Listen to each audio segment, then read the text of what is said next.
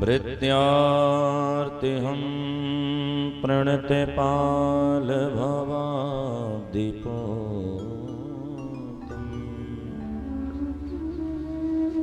वन्दे महापुरुष ते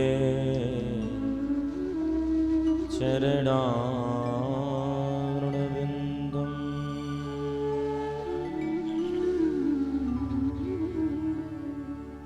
श्रीरामानन्द संप्रदाये बिन्दो श्रीप्रवर्तकम्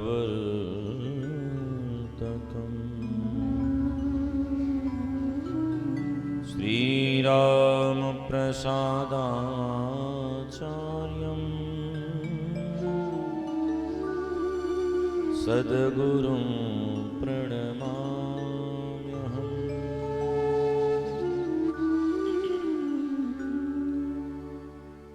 जानकी जीवनं वन्दे माण्डवे प्राणबलम्।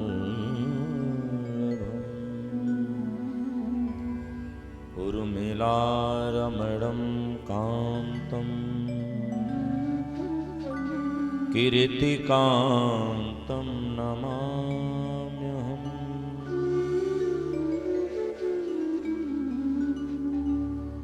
कृष्णस्य तुदीयपदपङ्कजपञ्चरान्ते अद्यैव मे विशतु मानसराजहंस।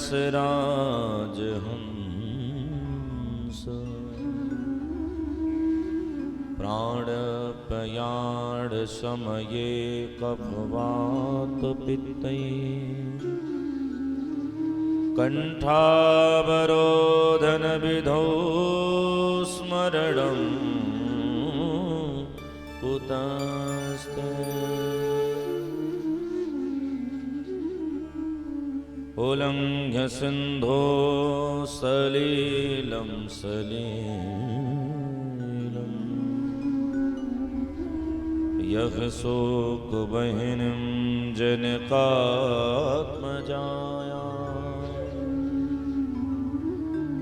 आदाय तेनैव ददाह लङ्काम्। नमामि तं प्राञ्जलिराञ्जनेयम्।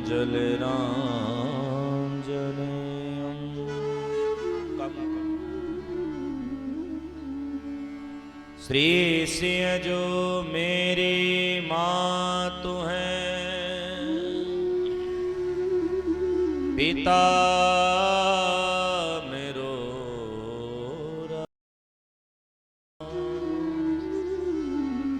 जन्म जन्म मुहि दीजिए। अवध धाम को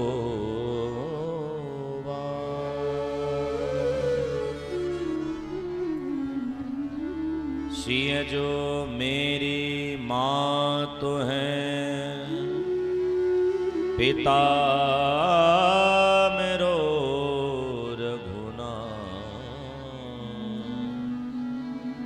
जन्म जन्म मोहि दीजियो अवध धाम को।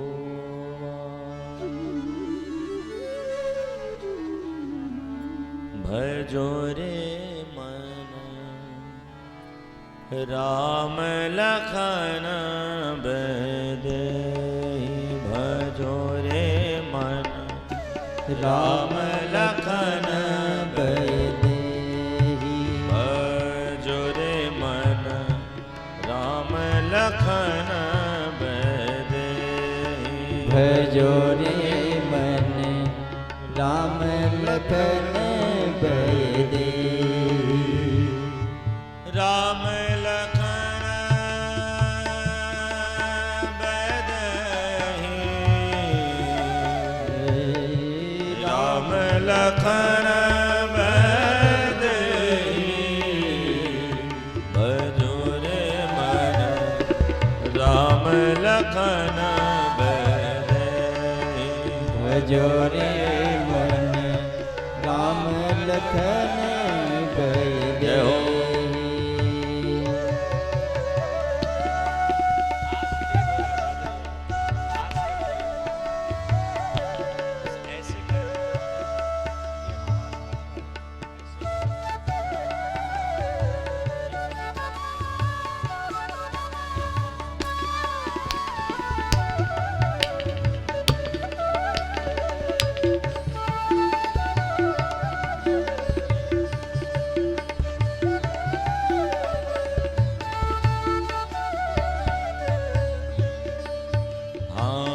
श्रुति साधन संबत यही अवसर। श्रुति साधन संपत्ति यही अवसर। श्रुति साधन संबत यही अवसर। श्रुति साधन संपत्ति यही अवसर।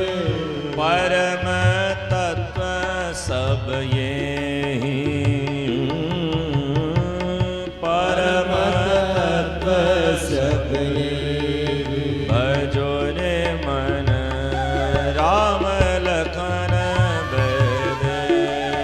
भजो रे मन राम लखन बेदे। सीताराम राम राम राजा राम राम राम। सीताराम राम राम राजा राम राम राम। सीताराम राम राम हरि बोल। राजा राम राम राम। सीताराम राम राम राजा राम राम। ओ राधे श्याम श्याम श्याम राधे श्याम श्याम श्याम। राधे श्याम श्याम श्याम राधे श्याम श्याम श्याम। राधे श्याम श्याम श्याम। राधे श्याम श्याम श्याम। राधे श्याम श्याम श्याम। हरि बोल। राधे श्याम श्याम श्याम।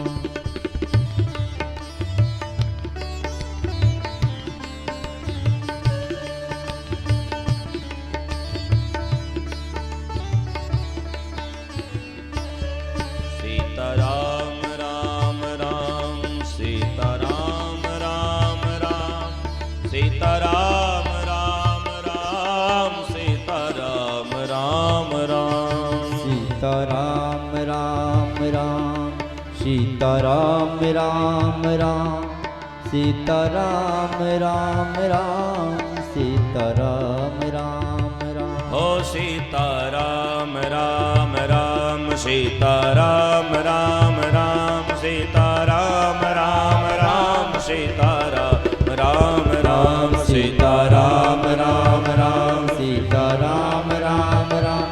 सीताराम राम राम। सीताराम राम राम। ओ राजा राम राम राम। राजा राम राम राम। राजा राम राम राम। राजा राम राम राम। राजा राम राम राम। राजा राम राम राम। राजा राम राम राम। राजा राम राम राम। ओ सीताराम राम राम। सीताराम राम राम। सीताराम राम राम। सीताराम राम राम। सीताराम राम राम। सीताराम राम राम। सीताराम राम राम। सीताराम राम। सीताराम राम राम। सीताराम राम राम। सीताराम राम राम। सीताराम राम राम। सीताराम राम राम। सीताराम राम राम। सीताराम राम राम। सीताराम राम। सीताराम राम राम। सीताराम राम राम। सीताराम राम राम। सीताराम राम राम। सीताराम राम राम। सीताराम राम राम। सीताराम राम राम। सीताराम राम राम। सीताराम राम राम। सीताराम राम राम। सीताराम राम राम। सीताराम राम राम। सीताराम राम राम। सीताराम राम राम। सीताराम राम राम। सीताराम। बोले श्री सीतारामचंद्र भगवान की। श्री राधा माधव भगवान की जय जय जय सीता।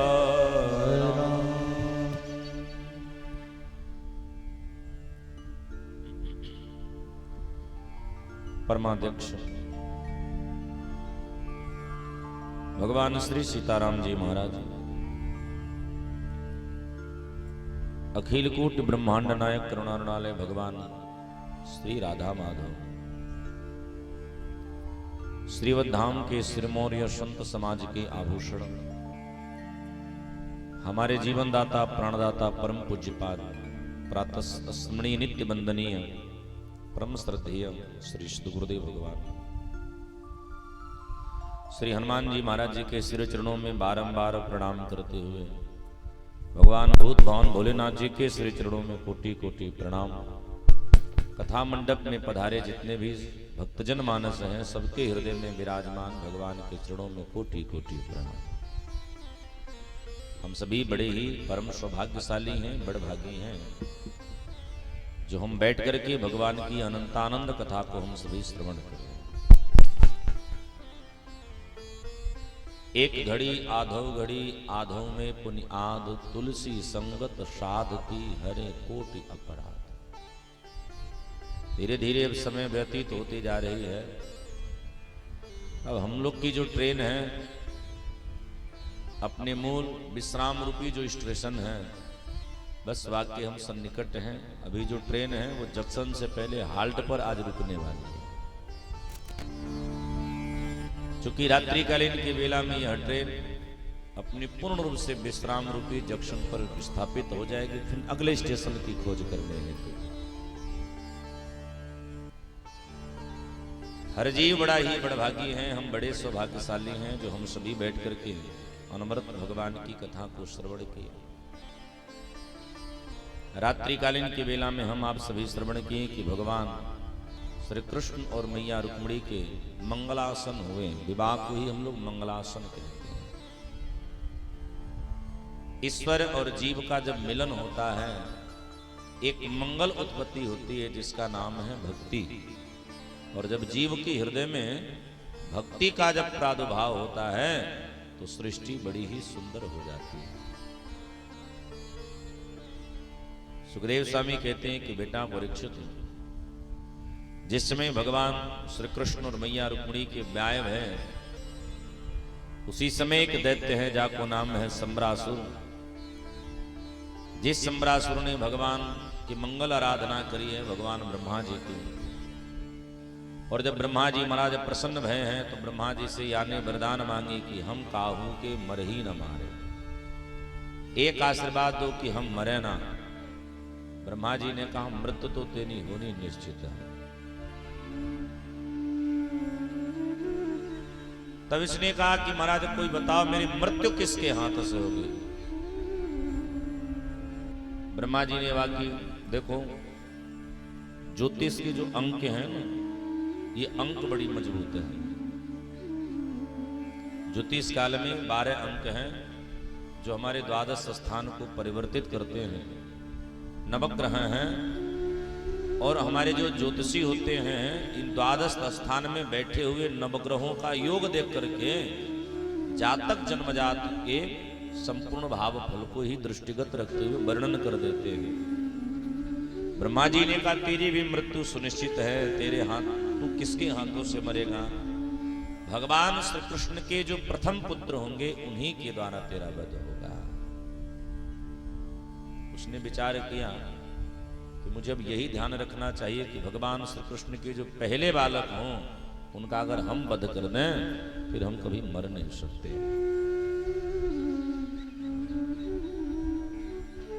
सुखदेव जी महाराज कहते हैं कि बेटा परीक्षित, भगवान श्री कृष्ण और मैया रुक्मिणी के मंगल योग से पुत्र की प्राप्ति हुई है, और उस बालक का हरण छठे ही दिन सम्रासुर ने कर लिया। बालक का हरण करके वो लेकर के गया, उसका गला दबाने वाला था। बच्चे हंसने लगा। छोटे बच्चे हंसते हैं ना तो हमको बड़ा अच्छा लगता है। सम्रासुर को भी बड़ा अच्छा लगा। तो सम्रासुर ने सोचा हम ना मारे, इसको ऐसे फेंक देते हैं जलाशय में ताकि कोई मछली आग निगल जाएगी। प्रकृति की अपनी एक विचार होती है। जैसे इसने उस बालक को जलाशय में फेंका है, तुरंत एक मछली उस बालक को अपने गर्भ में स्थापित कर दी है। समय बीता है।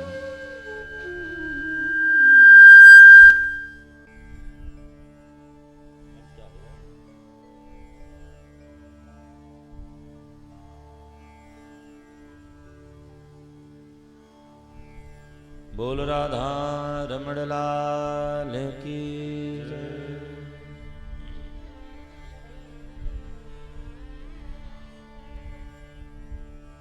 एक दिनांक की बात है कि सम्रासुर के नगर के मल्लाह मछली पकड़ने हेतु उसी सरोवर में जाल डालते हैं। एक निवेदन बड़े प्यार से सुनिएगा, सबको सब व्यापार करने का अधिकार नहीं है। मछली पालन अब तो सब करने लगे हैं, लेकिन मछली पालन का अगर किसी को अधिकार है तो केवल मल्लाह जाति को ही अधिकार प्राप्त है। अब तो सब पकड़ रहे हैं। स्वामी सुखदेव जी महाराज कहते हैं कि बेटा परीक्षित, एक दिन नगर के मल्लाहों ने जाल डाला और संयोगावशात वही मछली उस जाल में पड़ गई। चूंकि उस मछली की सुंदरता कुछ अलग है, मल्लाहों ने विचार किया कि चलो हम महाराज के रसोई घर में मछली अर्पण कर देते हैं ताकि महाराज खुश होकर के कुछ हमको इनाम कर देंगे।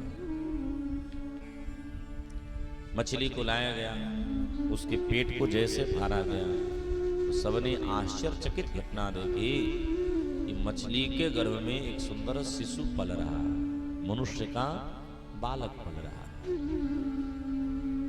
सम्रासुर के रसोई घर की जो रसोई बनाने वाली प्रमुख है, बाको नाम है मायावती, पर मायावती की एक दासी है जाको नाम है रति देवी, जो हमेशा उदास रहती है। मायावती ने कहा एक काम करो, तुम उसे अपना पुत्र मान करके तुम उसकी सेवा शुरू करो। रति बड़े भाव के साथ पुत्र लगी है मानने। एक दिना रति स्नान करा रही थी, उसी समय देवर्षि नारद जी महाराज पधारे। रति ने जब प्रणाम किया है तो देवर्षि नारद जी हंसने लगे और नारद जी कहते हैं, दुनिया की तुम पहली स्त्री हो जो अपने पति को पुत्र बना करके तुम पाल पोस रहे हो। रति ने कहा महाराज आपकी मति तो खराब नहीं, ये हमारा पुत्र है, पुत्र कैसे पति हो सकता है। नारद जी ने कहा बाबरी,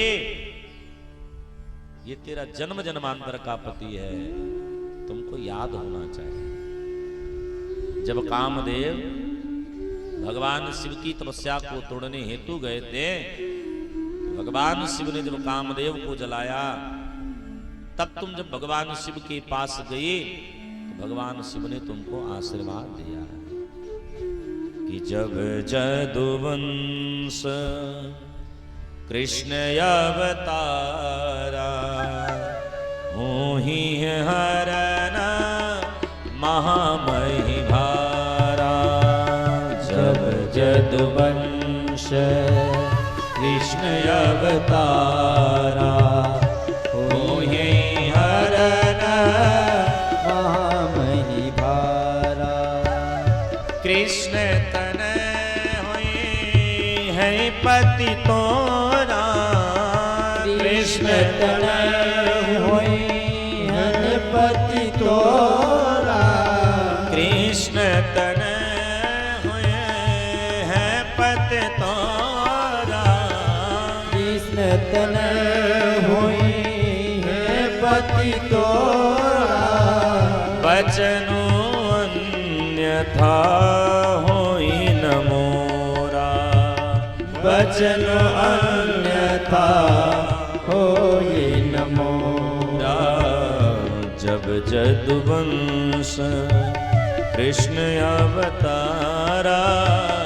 जब जदुवंश कृष्ण अवतारा। मोहि हरन महामहि भारा। होई हरन महामहि भारा।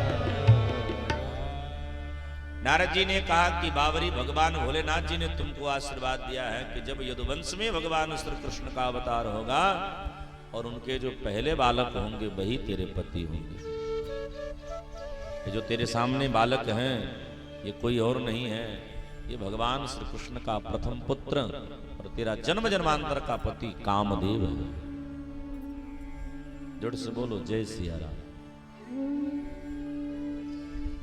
ये दृष्टि संसार को बड़ा अवलोकन कराती है। एक स्त्री के कितने रूप होते हैं? मां, बहन, पत्नी, बेटी। एक स्त्री के ये 4 रूप,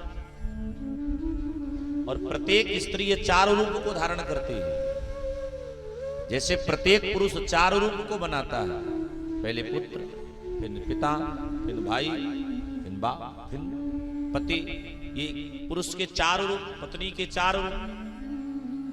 अब एक बात जरा विचार करना, एक पास में ये चारों खड़े हो, हमारी माँ भी खड़ी हो, हमारी बहन भी हो, हमारी पत्नी भी हो, हमारी बिटिया भी हो, देखने वाला एक हो। विचार करना, चारों को 4 अलग दृष्टि से देखेगा। पुत्र का धर्म है कि माँ के चेहरे को न देखें, पुत्र का धर्म है कि माँ के चरण को देखें।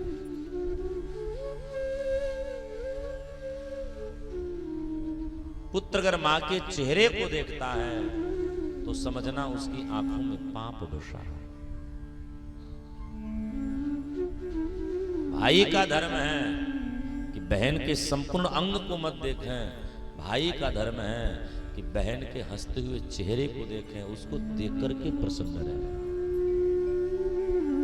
नेत्रौ दृष्टम बधाम। भाई का धर्म है कि अपनी बहन की नेत्र को देखें, उसकी आंखों में कहीं आंसू तो नहीं आ रहे। पति पत्नी का भाव अलग है, वहां दृष्टि नहीं करनी है। पर पिता का धर्म है कि बेटी जब तक 12 वर्ष की अवस्था में न प्रवेश करे तब तक तो पिता अपनी बेटी के साथ जैसे मन हो वैसे रहे। लेकिन जैसे बेटी 12 वर्ष की अवस्था को पार कर जाए या रजस्वला धर्म को स्वीकार करने लगे तो पिता को भी चाहिए कि अपनी पुत्री को एक मर्यादा की ही दृष्टि से देखे। जैसे अब बेटी कौन कौन है, इस बस बिंदुओं का बड़ा ध्यान से अवलोकन करना। हमारी जो छोटी बहन है, हमारे मां के गर्भ से जो हमारे बाद उत्पन्न होती है, तो नीति कहती पहली हमारी वो बेटी होती है। छोटी बहन को सदैव पुत्री के समान मानना चाहिए। हमारी जो बेटी है वो सदैव पुत्री के ही समान ही है, क्योंकि हमसे उत्पन्न हुई है। और तीसरा कौन है? हमसे जो छोटे भाई की जो पत्नी आती हैं वो हमारी पुत्री के समान है। और इतने में व्यक्ति को कभी भी कुदृष्टि का दर्शन नहीं कराना चाहिए। अगर इतने में व्यक्ति कुदृष्टि का दर्शन कराता है फिर वो जीते जी नरक की यातना को भोगता है। रति की दृष्टि बदल गई। रति ने देखो, पत्नी चाहे तो पति के वक्षस्थल का स्पर्श कर सकती है। मेरी प्रार्थना बड़े ध्यान से सुनना। लेकिन अगर अपनी ही बेटी 12 वर्ष की अवस्था को हो जाए तो पिता का धर्म है उसके उदर को स्पर्श कर सकता है कि पेट भरा है कि नहीं भरा है, लेकिन वक्षस्थल को स्पर्श करने का पिता का अधिकार नहीं है। ऐसा अपनी बहन है तो भाई को अगर बड़ा स्पर्श करने की इच्छा है तो बहन की कलाई पकड़ सकता है, यहां पीछे लगा सकता है। लेकिन भाई का धर्म नहीं है उसके अंग का अवलोकन करे। अगर भाई उसके अंग का अवलोकन करता है तो ऐसे भाई को घोर नरक की यातना भोगनी पड़ती है। रति की भाव बदल गई। बालक थोड़ा बड़ा हो चुका था, बालक ने तुरंत रति को डांटा, तेरी दिमाग खराब है कि मातृभावम अतिक्रम्य भरत से कामनी यदा बालक ने कहा कि मैं तो तुझे अपनी माँ के समान मानता हूं, लेकिन तेरी जो आज की स्थिति है वह बता रही है कि तुम कामनीय स्त्री हो, तेरी मति तो खराब है। रति ने तुरंत हाथ जोड़ा, बोली महाराज क्षमा करो, आप हमारे पुत्र नहीं हो और न मैं आपकी माँ हूं। आप तो मेरे जन्म जन्मांतर के पति हो, मैं आपकी जन्म जन्मांतर की पत्नी। मेरा नाम रति, आपका नाम कामदेव। वर्तमान में आप प्रद्युम्न के रूप में प्रकट हुए। नारद जी ने जब ज्ञान दिया, सुखदेव जी महाराज कहते हैं प्रद्युम्न जी महाराज जी को रसायन विद्या से बड़ा किया गया और उन्होंने सम्रासुर का वध किया है। और श्रीमान प्रद्युम्न जी महाराज अपनी पत्नी को लेकर के जब अपने पूज्य पिता के नगरी को गए हैं तो भगवान के 16,107 विवाह और हो चुके हैं।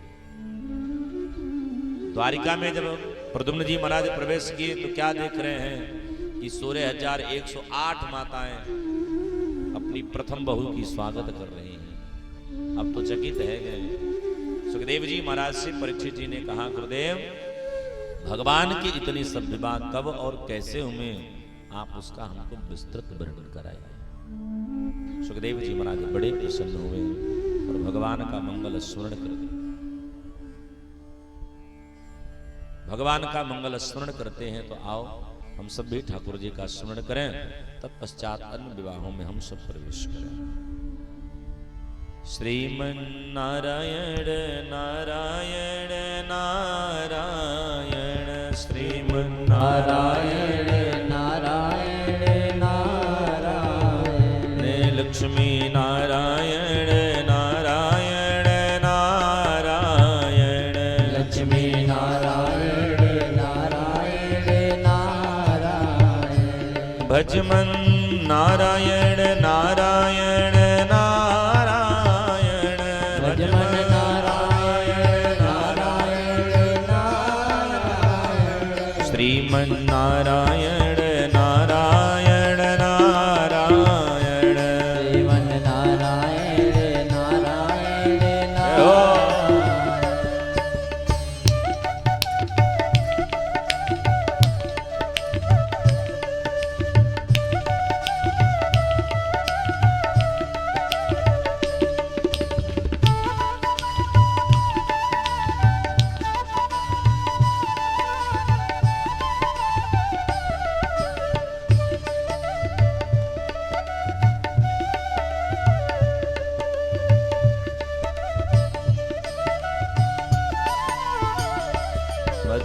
नारायण नारायण नारायण, माधव नारायण नारायण नारायण, केशव नारायण नारायण नारायण, केशव नारायण नारायण नारायण, मुक्ति नारायण नारायण नारायण, मुक्ति नारायण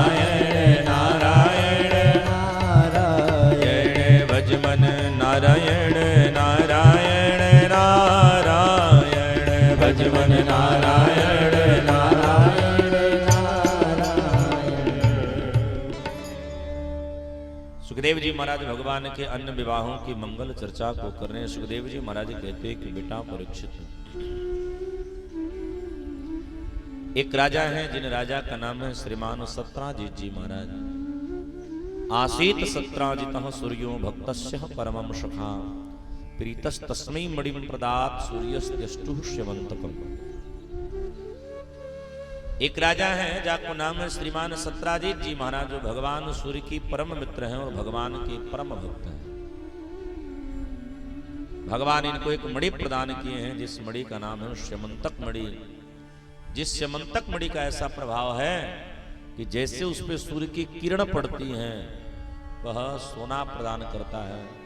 एक महात्मा तो कहते हैं कि मणि नित्य प्रति 20 किलो सोना प्रदान करती है। वैभव बड़ा विशाल हुआ। एक मेरी प्रार्थना बड़े गौर से सुनिए, जीवन में धन हो ना तो धन दिखाने की वस्तु नहीं है, धन उपयोग की वस्तु है। रईसी दिखाई नहीं जाती है, रईसी दिख जाती है। और दुनिया का सबसे बड़ा आदमी कौन है? जो अपनों के भी छोटे के समकक्ष में जाए, तो छोटे को जब लगने लगे नहीं नहीं हमारे समकक्ष का है, तो समझना आप में बड़प्पन आ गई। रईसी दिखलानी नहीं होती है, रईसी स्वभाव में दिख जाती है। आपके जीवन में जब धन आए तो धन का उपयोग करिए, प्रदर्शन कभी नहीं करना चाहिए।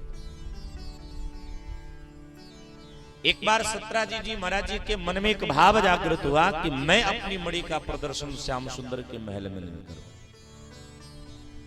तो मणि को गले में धारण करके, और कब गए हैं?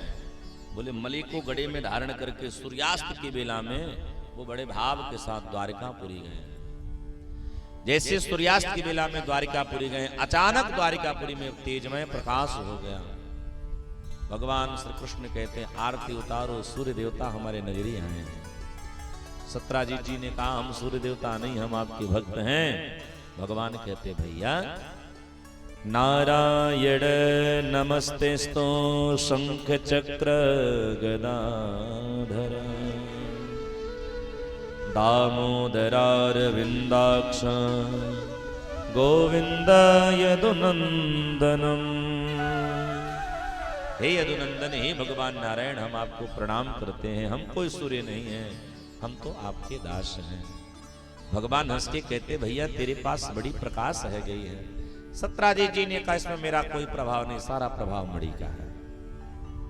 भगवान हंस के कहते एक बात पूछूं, क्या ये मणि हमको देव? सत्राजी जी ने कहा क्यों? ठाकुर जी कहते थोड़ा हम भी रईस हो जाते हैं। तो सत्राजी जी कुछ नहीं बोले, रात को ही घर लौट के चले आए। ये कहीं सचमुच कन्हैया लीनल है। भगवान हंसने लगे। भगवान कहते हैं देखो सत्राजी जी कितनी छोटी सोच रखते हैं।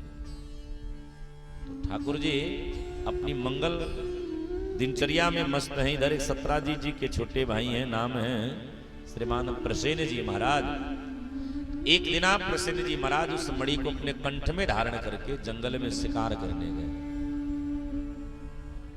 अब जब जंगल में शिकार करने के ताए गए हैं तो किसी जीव ने प्रसेन जी का वध कर दिया। प्रसेन जी लौट के ना आए।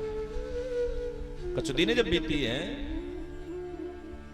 सत्राजी जी ने अपनी पत्नी से कहा कि देवी ऐसा लग रहा है कि हमारे भाई का वध कहीं द्वारकेश तो नहीं कर दिए। जब यह बात भगवान श्री कृष्ण के कानों में जब गई, भगवान श्री कृष्ण भोजन कर रहे थे, अचानक उनके मुख से निवाला नीचे गिर गया। रुक्मिणी जी ने कहा क्या हुआ? कन्हैया बोले देवी हमको कलंक लग गया। जोर से बोलिए जय सिया राम। आपको बेवजह अगर कलंक लग रहा हो तो समझ जाना आपसे एक अपराध हुआ है। कोई व्यक्ति भादो महीने की शुक्ल पक्ष की चौथ की चंद्रमा को अगर देख लेता है, उसे साल भर तक कलंकित होना पड़ता है। बेवजह अगर आपको कलंक लगने लगे तो समझना आप भूल चूक से चंद्रमा जरूर देख लिए हैं। इसलिए मनुष्य को करना क्या चाहिए? कलंक पे कलंक, कलंक के पे कलंक जब लगने लगे तो मानव को तुरंत किसी ब्राह्मण से सत्राजी जी का ये प्रसंग श्रवण कर लेना चाहिए। जो मैं सुना रहा हूं सब बड़े ध्यान से सुनिए। ठाकुर जी कहते देवी हमने लग रहा है कि चौथ की चंद्रमा सोई देख ली है, सोई हमको कलंक लग गया, कलंक तो मिटाना पड़ेगा। तो भगवान सैनिकों के साथ निकले हैं मणि की खोज में। जंगल में गए हैं, प्रसेन को मड़ा देखे हैं, पास में पदचिन्ह को देखे हैं। तो पदचिन्ह अवलोकन करते करते भगवान एक गुफा में गए हैं, जहां उस गुफा में वो पदचिन्ह समाप्त हो गया है। भगवान सेवकों से कहते हैं सुनो, 28 दिन तक मेरी प्रतीक्षा करना। मैं लौट के नहीं आया 28वें दिन तो गुफा को पूरी तरह से बंद कर लेना। द्वारिका का राज्य मेरे बड़े भाई बलदाऊ को दे देना, और मेरी मैया देवकी, मेरी पत्नी रुक्मिणी का खूब तुम सब मंगल ख्याल रखना।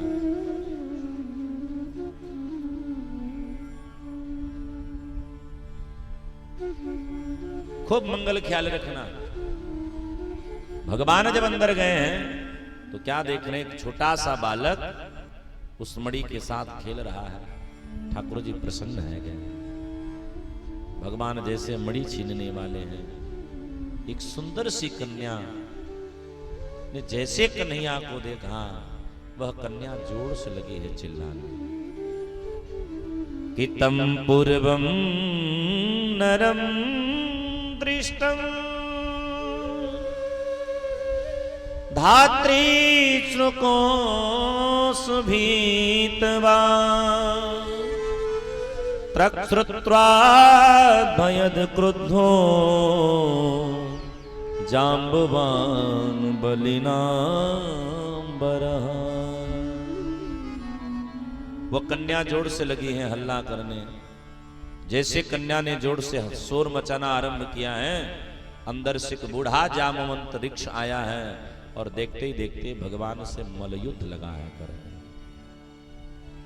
युद्ध होते होते जब 27 दिनों तक युद्ध भई है, बूढ़े ऋक्ष की जब एक एक नसें ढीली है गई हैं, तब उसने कहा कि तुम कौन हो, क्योंकि साधारण मनुष्य में इतनी ताकत नहीं है कि इतनी दिन तक वो मेरी सामना कर सके। तो कित मुरली कित चंद्रिका कित गोपी गण के साथ अपने जन के कारण श्री कृष्ण भय रघुनाथ। भगवान जो मुरलीधर भगवान है, वो धनुषधारी भगवान बन गए। हमारे सरकार राम जी बन गए। सब प्रेम से बोलो रामचंद्र भगवान की। ठाकुर जी राम जी बन गए। ये बूढ़े कोई और नहीं है, बूढ़ा ऋक्ष कोई और नहीं है, ये बूढ़े ऋक्ष ही श्रीमान जामवंत जी महाराज है। परीक्षित जी हंसने लगे। परीक्षित जी ने कहा, गुरुदेव जामवंत जी महाराज जी तो भगवान के अनन्य भक्त हैं, फिर जामवंत जी लड़े क्यों? तो देखो आध्यात्म रामायण में कथा आती है कि जिस समय भगवान राम लंका पर विजय प्राप्त किए हैं, बंदर भालू हनुमान जी विभीषण आदि सब किशोरी जी को गए हैं सूचना देने की मैया राम जी की विजय है गई है, अब तुमको राम जी से मिलना है। इधर चिता की मंगल व्यवस्था हो रही है, जहां से मैया को अग्नि के हेतु प्रकट होना है। अब एक यहाँ विषय थोड़ा बड़ा कठिन ये प्रश्न है, और ये समझना होगा कि कई लोग कहते हैं कि राम जी ने सीता जी की अग्नि परीक्षा ली। सब प्रेम जोड़ से बोलिए जय सिया राम।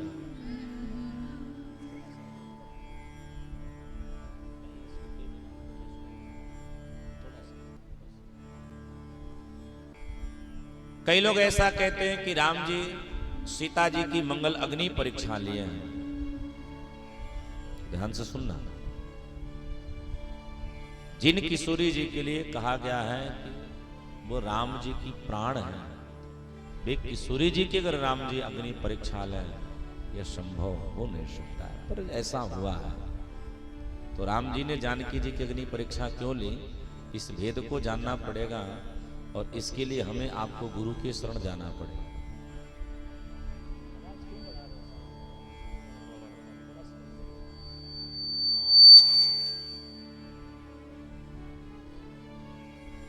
बोलो रामचंद्र भगवान की जय।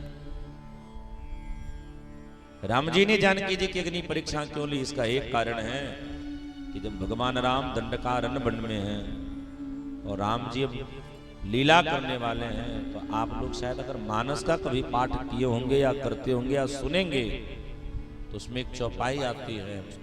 भगवान राम श्री जानकी जी से कहते हैं कि तुम पावक मह करो निवासा। हे सीते, अब आप अग्नि में निवास करो और हमको नकली सीता दे दो, जिस समय आगे की लीला करो।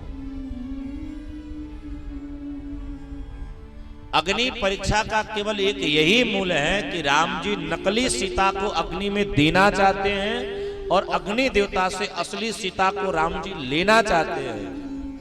अब कुछ मूर्ख ऐसा कहते हैं कि राम जी को सीता जी पे शंका था, इसलिए राम जी सीता जी की अग्नि परीक्षा ली। अब मूर्ख तो कुछ भी कह देंगे, लेकिन उसके लिए आपको पहले धर्मशास्त्र पढ़ना पड़ेगा। भगवान राम जब लंका में विजय प्राप्त कर गए तो जितने थे सब लोग हंस रहे हैं, बस एक रोने वाले हैं श्री जामवंत जी।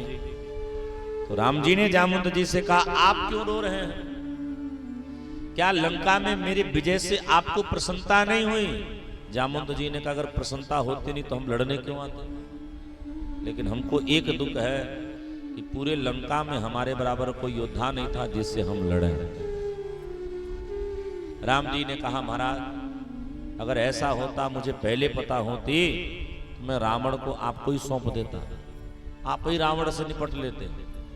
राम जी से जामवंत जी ने कहा, कुछ युद्ध की नीति पता है कि फालतू में भगवान बन गए हो? राम जी ने कहा, मतलब? जामवंत जी ने कहा, महाराज युद्ध का नियम है कि राजा को बाद में मारो, पहले उसके मंत्री को मार डालो। रावण आपसे लड़ने से पहले हमसे ही लड़ने आया था। एक तमाचा मारे रावण 3 घंटा बेहोश था। जो मेरी एक मुक्का नहीं बर्दाश्त कर पाए उससे हम लड़ेंगे? पर महाराज हमारा बल फट रहा है, हमको लड़ना है।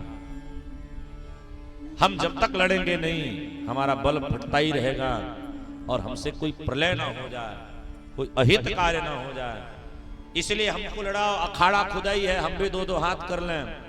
भगवान बोले, काम करो, आप हनुमान जी से लड़ लीजिए। हनुमान जी बड़े योद्धा हैं। जामवंत जी ने कहा, महाराज जिसका बल हम याद दिलाएं वैसे चेला से हम लड़ेंगे। अगर हम हनुमान जी के बल को याद दिलाते नहीं तो हनुमान जी क्या कूद के लंका पार आ पाते? का चुप साथ रहो बलवाना। राम जी ने कहा, तो एक काम करो, सुग्रीव जी से लड़ लो, वो भी बड़े योद्धा हैं। जामवंत जी ने कहा, हमारा जो अपनी पत्नी की रखवाली नहीं कर पाया वो हमसे लड़ेगा? बाली एक बार डांटा, अपनी पत्नी को छोड़ के भाग गए, हम जाएंगे ऐसे सुग्रीव से लड़ने? राम जी ने कहा, तो एक काम करो, लक्ष्मण जी से लड़ो। लक्ष्मण जी हमसे बड़े योद्धा। बड़े ध्यान से सुनना, लक्ष्मण जी कितने कुशल धीर योद्धा हैं। सूर्पनखा के नाक कान कटने के बाद जब दैत्यों का जब आक्रमण हुआ है तो राम जी अभी एक को मार रहे हैं, लक्ष्मण जी तब तक 10 को मार के चिता जला करके उनकी राख को गंगा में विसर्जन कर देते हैं। राम जी जैसे इधर से दृष्टि इधर करते हैं, सब जल के राख। राम जी कहते हैं, राख कहाँ गई? लक्ष्मण जी कहते, गंगा में हमने अस्थि भी विसर्जन कर दी। लक्ष्मण जी इतने धीर योद्धा। राम जी ने कहा, आप लक्ष्मण जी से लड़ लीजिए। जामवंत जी ने कहा, भांग तो नहीं खाए हो? क्यों? बोले, जो लक्ष्मण मेघनाथ के बाण को सह ना पाया वो लक्ष्मण हमसे लड़ेगा?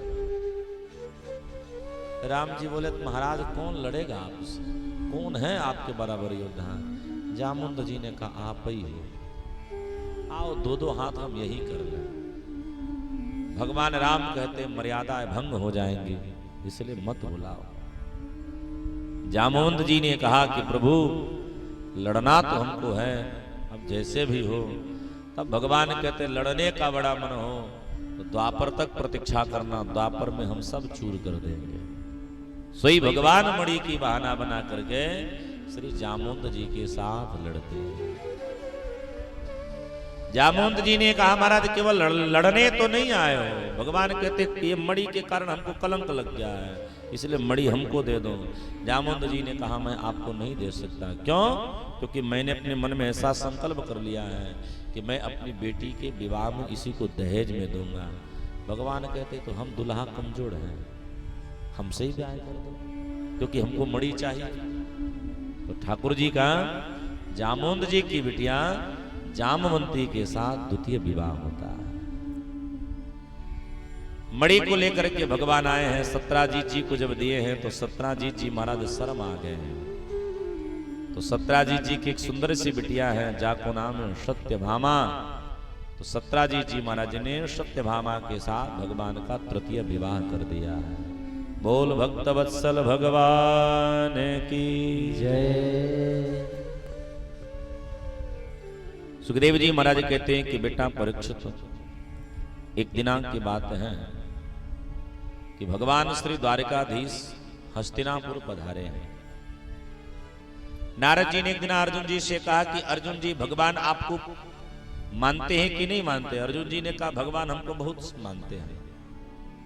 अरे हमारे भगवान से तो कई संबंध है, एक पद में हम भगवान के जीजा जी लगते हैं, एक पद में भक्त लगते हैं, एक पद में शिष्य लगते हैं, एक पद में मित्र लगते हैं, अब कितना संबंध चाहिए?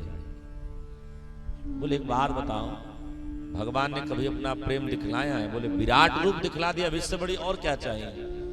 नारद जी ने कहा सुनो, भगवान ने कभी अपनी माया तुमको दिखाई है कि नहीं? अर्जुन जी ने कहा नहीं दिखाई। भगवान कहते जब ठाकुर जी ने तुमको अपनी माया नहीं दर्शन कराई तब फिर क्या दर्शन कराई? भगवान जिसको अपना मानते हैं भगवान उसको अपनी माया जरूर दिखला देते हैं।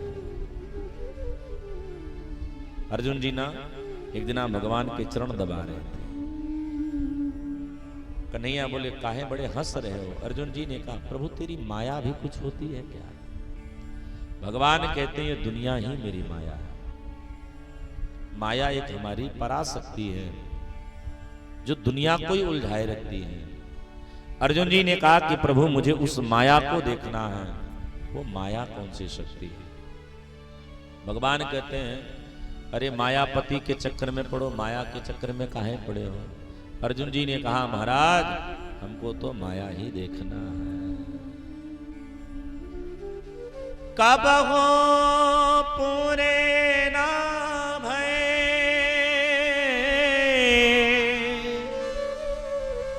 नींद बास और का, कब हो पूरे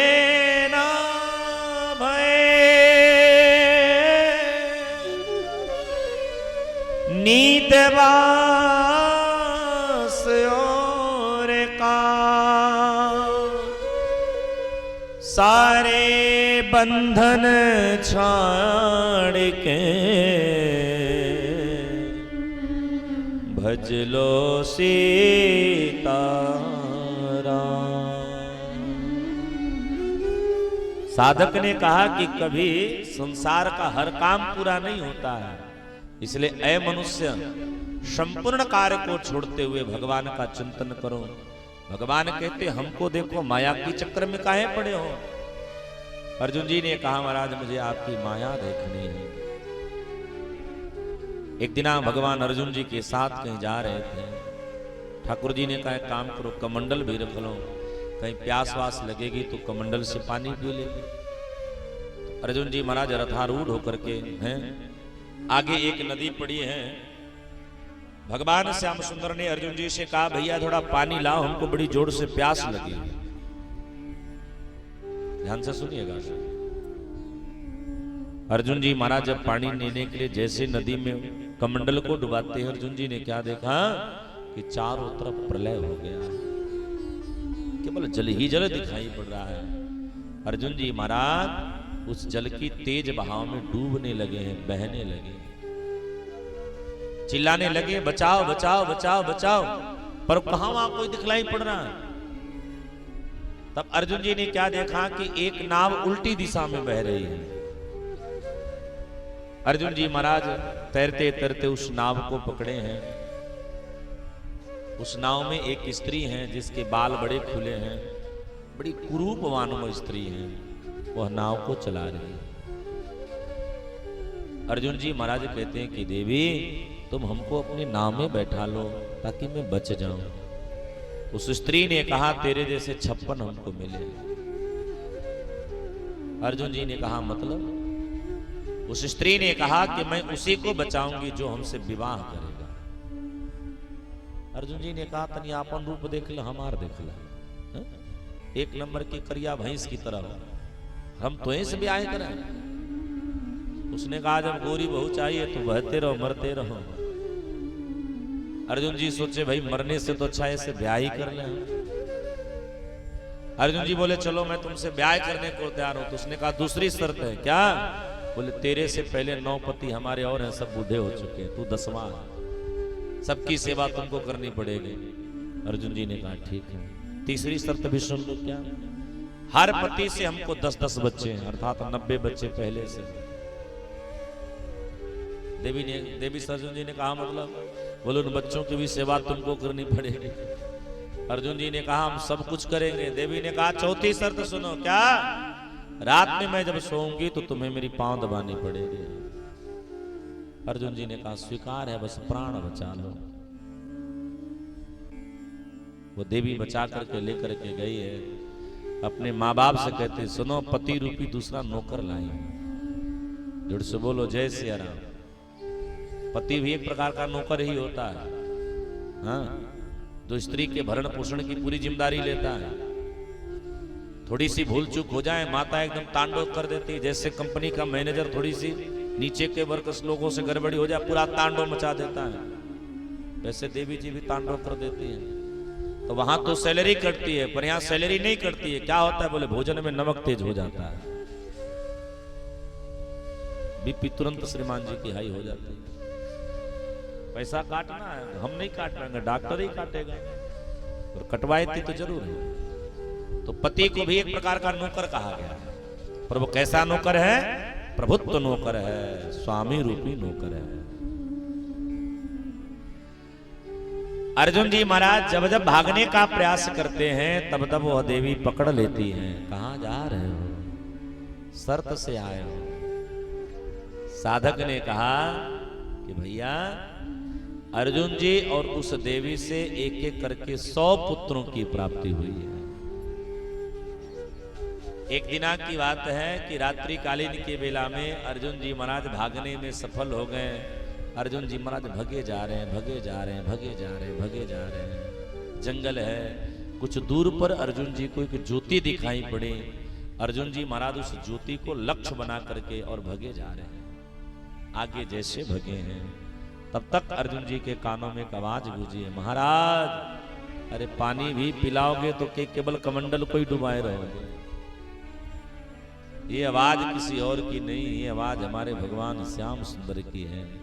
अर्जुन जी जब पीछे मुड़ करके देखें, ना कहीं कोई जंगल है, ना कहीं भागना है। अर्जुन जी क्या देख रहे हैं? मैं कमंडल पकड़ा हूं, नदी में बस डुबा करके चुपचाप बैठा हूं। अर्जुन जी छोड़ करके भगे हैं, कन्हैया के चरणों में जाकर के लेट गए। बोले प्रभु ये क्या है? भगवान कहते हैं यही तो मेरी माया है। तुम माया देखने के लिए बोल रहे थे ना, हमने तुमको माया को दिखाई, यही माया है भैया। तब अर्जुन जी महाराज भगवान के चरणों को पकड़ करके कहते हैं प्रभु प्रभु जी मोरे लागे लगन मत तोड़ना। हरि जी मोरे लागे लगन मत तोड़ना। लागी लगन मत तोड़ना, लागे लगन मत तोड़ना।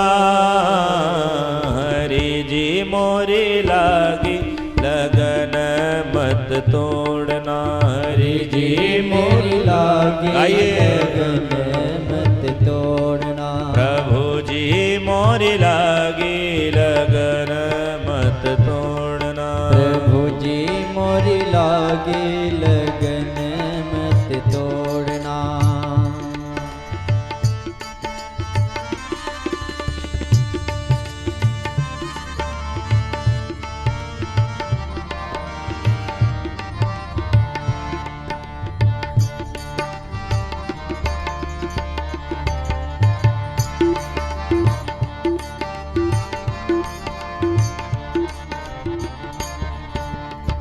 खेती बुवाई मैंने तेरे नाम की। खेती बुवाई मैंने तेरे नाम राम की। खेती बुवाई मैंने तेरे नाम की। खेती बुवाई मैंने तेरे नाम की। ओ मेरे भरोसे मत छोड़ना, मेरे भरोसे मत छोड़ना। हरि जी मोर लागे लगन मत तोड़ना। हरि जी मोरी लागी लगन मत तोड़ना। प्रभु जी मोर लागे लगन मत तोड़ना। प्रभु जी मोरी लागी लगन मत तोड़ना। ओ जल है गहरा नाव पुरानी, जल है गहरा नाव पुरानी। जल है गहरा नाव पुरानी। जल है गहरा नाव पुरानी। हाँ बीच भंवर मत छोड़ना, बीच भंवर मत छोड़ना। हरि जी मोर लागे लगन मत तोड़ना। हरि जी मोरी लागी लगन मत हरि बोल। तोड़ना।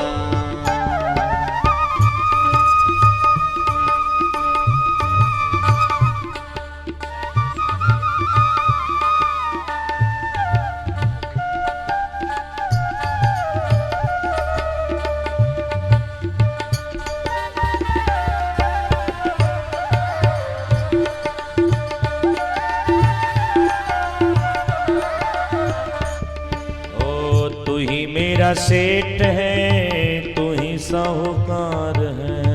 तू ही मेरा सेठ है, तू ही साहूकार है। तू ही मेरा सेठ है, तू ही साहूकार है। तू ही मेरा सेठ है, तू ही साहूकार है। ब्याज पे ब्याज मत जोड़ना, ब्याज पे ब्याज मत जोड़ना। ये ब्याज का मतलब है पाप। इसलिए कई जन्मों का पाप मत देखना, इस जन्म के पाप को मिटाना। कई जन्म के पाप मिट जाएंगे। हम तेरे हैं, बस अपना बनाए रखना। ब्याज पे ब्याज मत जोड़ना, ब्याज पे ब्याज मत जोड़ना। प्रभु जी मोर लागे लगन मत तोड़ना। प्रभु जी मोर लागे हरि लगन बोल। मत जोड़ना।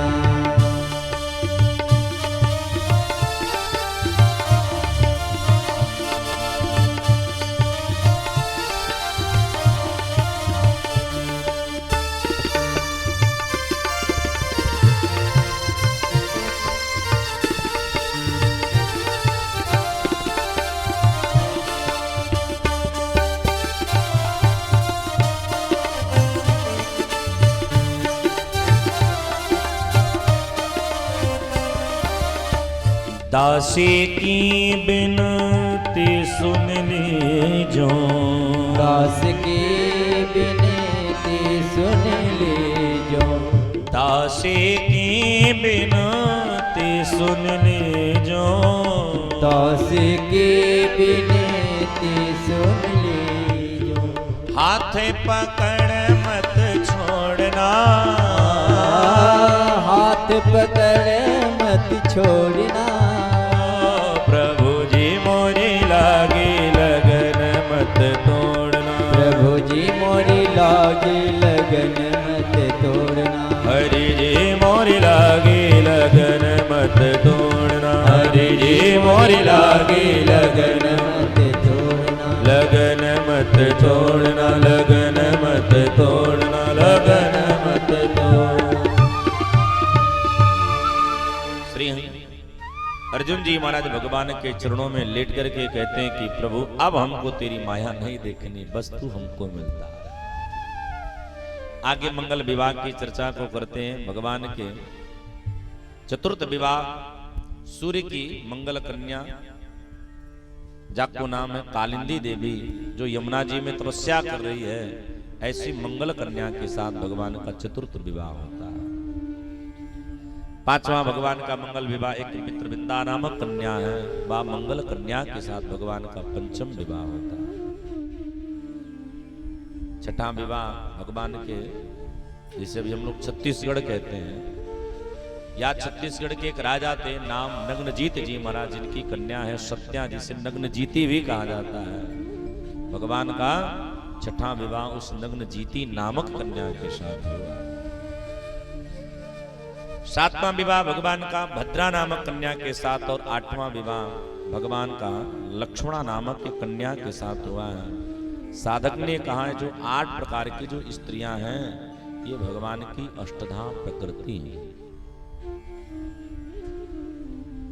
एक बार ठाकुर जी अपने मंगल राजभवन में बैठे थे, तब तक देवर्षि नारद जी महाराज एक पत्र लेकर के आए हैं। कुछ कन्याओं ने अपनी विरह वेदना भगवान से व्यक्त करी है। एक राजा है जाको नाम है भौमासुर, जिसने अपने जीवन में ऐसा संकल्प किया है कि मैं 20,000 कन्याओं के साथ एक ही मंडप में मैं विवाह करूंगा। जिसने 16,100 कन्या वो एकत्र कर चुका है, तो वे संपूर्ण कन्याएं भगवान से याचना करती हैं। तो भगवान श्याम सुंदर सत्यभामा जी के साथ जाते हैं और भौमासुर का वध करते हैं, और भौमासुर का वध करके भगवान श्याम सुंदर संपूर्ण कन्याओं को कारागार से बाहर निकालते हैं। कन्याओं से कहते हैं कि आप सब अपने पिता व भाई के नगर जाइए। तो कन्याएं कहती हैं महाराज स्त्री जाति बड़ी सशंकित जाति होती है। प्रेम से बोलो जय सिया राम। किसी की बहन बेटी किसी दूसरे के साथ अगर हंसने लगे तो सामने वाले की दृष्टि में पहला भाव जाता है कि लक्षण ठीक नहीं दिख रहा। पुरुष ऐसे दिन रात हंसता रहे तो फिर आएगा अरे ये तो उसका स्वभाव है, क्योंकि स्त्री जाति बड़ी सशंकित जाति होती है। स्त्री का जो चरित्र होता है वे श्वेत वस्त्र की तरह होता है, इसलिए स्त्री जाति को बड़ा ही संभल के रहना चाहिए। कन्याओं ने कहा कि हे प्रभु, मेरे पास मार्ग 2 मार्ग हैं।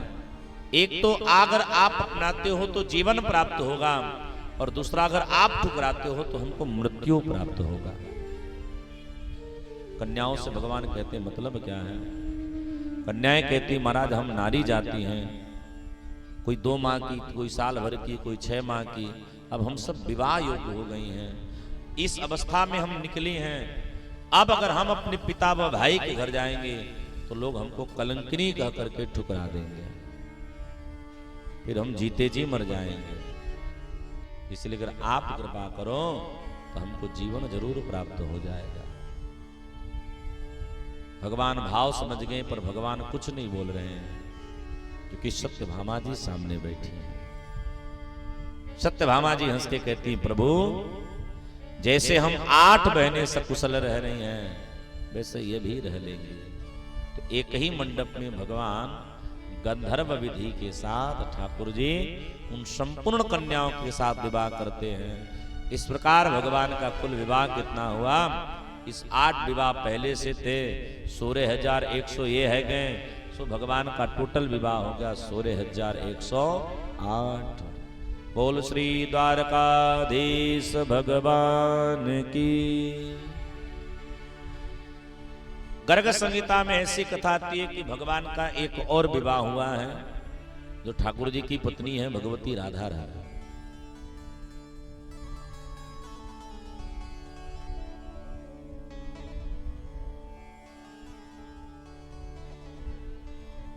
आज आप लोग इतना हमको डिस्टर्ब कर रहे हैं, थोड़ा भी आप लोग अपनी एकदम दर्शा रहे हो कि कितना आप सबके पास ज्ञान है।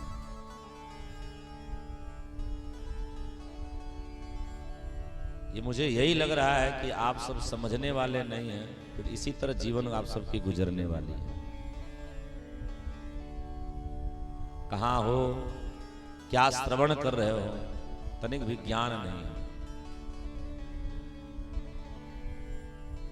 कुआं में आप सब बैठे हैं, हमको लग रहा है कि कुआं से बाहर आप सब निकलना ही नहीं चाहते हो। फिर न बाल्टी का दोष है, न रस्सी का दोष है, न खींचने वाले का दोष है, क्योंकि तुम सब अपने कर्म के खुद ही दोषी हो। तनिक भी समझ नहीं आ रही। पहले उन बच्चों को थोड़ा डांटिए, बड़े बच्चे आज बोल रहे हैं, हल्ला कर रहे हैं। इतने लोगों के सामने बच्चे शोर कर रहे हैं, आप सब आज आ रहे हो, आप सबको शर्म नहीं आ रही कि तो बच्चों को थोड़ा डांट दिया जाए। मैं यहाँ कथा कह रहा हूं, बहुत देर से मैं बड़ा डिस्टर्ब हूं। अरे कोई बात ही करना है, इशारों में बात करो, आकर के जोड़ जोड़ से आप सब बात कर, तो शर्म नहीं आती कि कथा हो रही है। इतने भी संस्कार आप सब विहीन होते जा रहे हैं।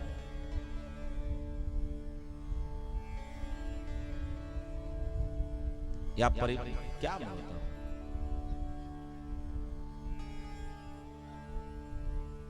आप लोग अपने धर्म का खुद मजाक बना रहे हैं, कोई दूसरा नहीं बनाता है। जिसको धर्म के प्रति समर्पणता नहीं है, उसको मनुष्य कहलाने का कोई अधिकार नहीं है।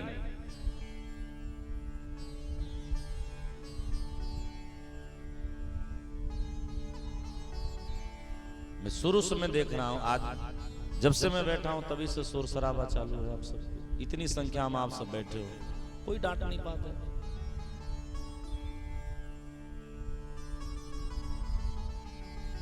वक्ता सीधे हो तो इसका तात्पर्य यह नहीं लगाना चाहिए। क्रोध हम सबको भी आता है, लेकिन आप सब कथा में व्यवधान डाल रहे हो। तो जो कथा श्रवण करता है वो पवित्र मनुष्य होता है। अब उसको डांटना उचित नहीं होती है, लेकिन इस विषय का थोड़ा ध्यान रखो। कथा शांति का विषय है, शोर शराबा का नहीं है। शोर शराबा फिर करना, फिर कथा को विश्राम कर दिया जाए, कर लो हल्ला जितनी करनी है। बोल राधा माधव भगवान की जय। श्री राम जय राम जय जय राम। श्री राम जय राम जय जय राम। राम श्री राम जय राम जय जय राम। राम श्री राम जय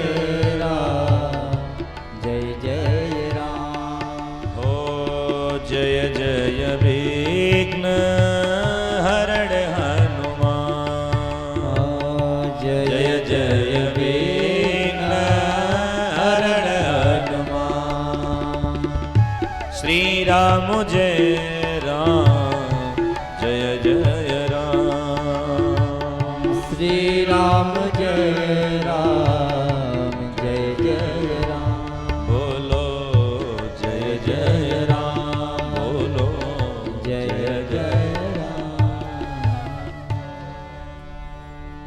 गर्ग संहिता में कथा आती है कि भगवान श्री कृष्ण और भगवती राधा मैया का सबसे पहले विवाह।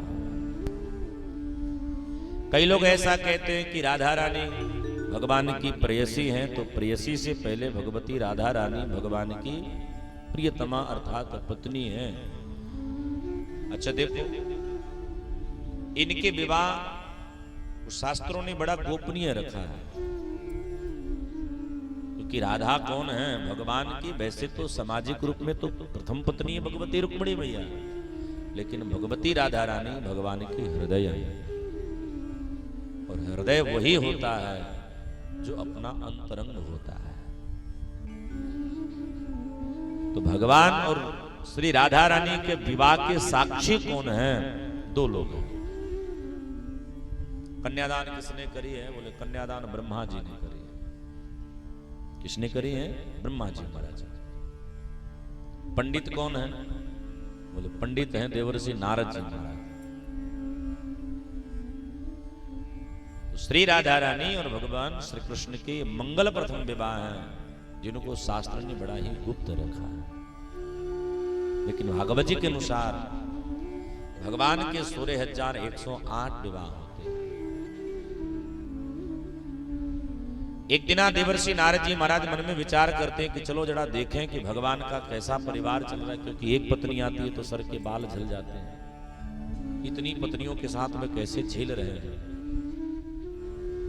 निवेदन बड़े प्यार से सुनना, परिवार हमारा तभी अच्छा चलता है जब पति पत्नी का मेल अच्छा होगा।